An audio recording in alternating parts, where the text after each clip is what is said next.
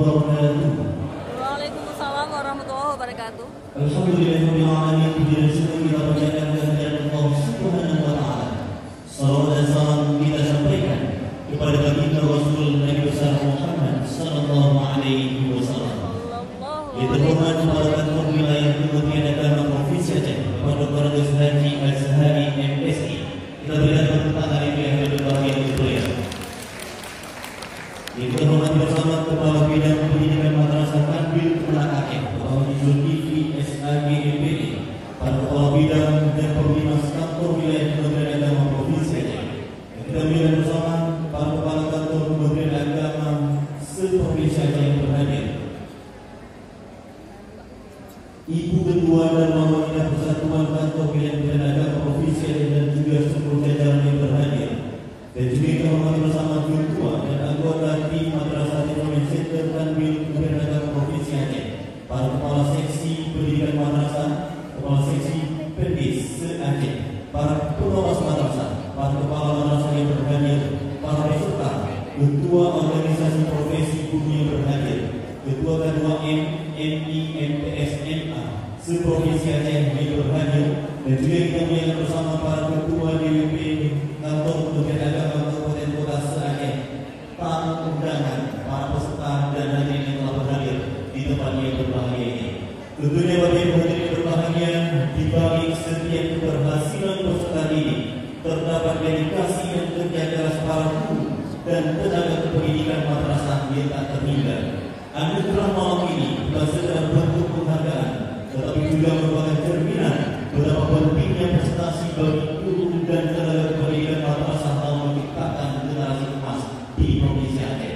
Anugerah Tanbil Kemenak Aceh Provinsi berbahagia melalui bidang pendidikan madrasah bagi GTK se-Aceh merupakan langkah strategis dalam menghargai prestasi guru sebagai investasi untuk masa depan kita. Dan tentunya di malam yang berbahagia ini kita ucapkan selamat datang di momen istimewa yang menjunjung kehebatan para pendidik di Provinsi Aceh, malam Anugerah Guru dan Tenaga Kependidikan Madrasah tahun 2024.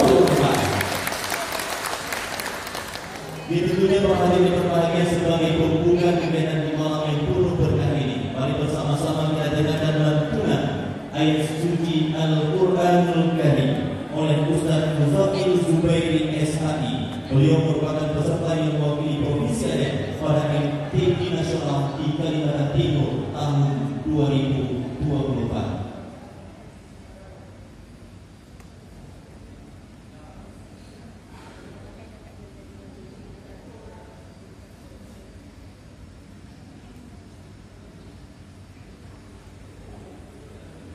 Assalamualaikum warahmatullahi wabarakatuh. Waalaikumsalam warahmatullahi wabarakatuh.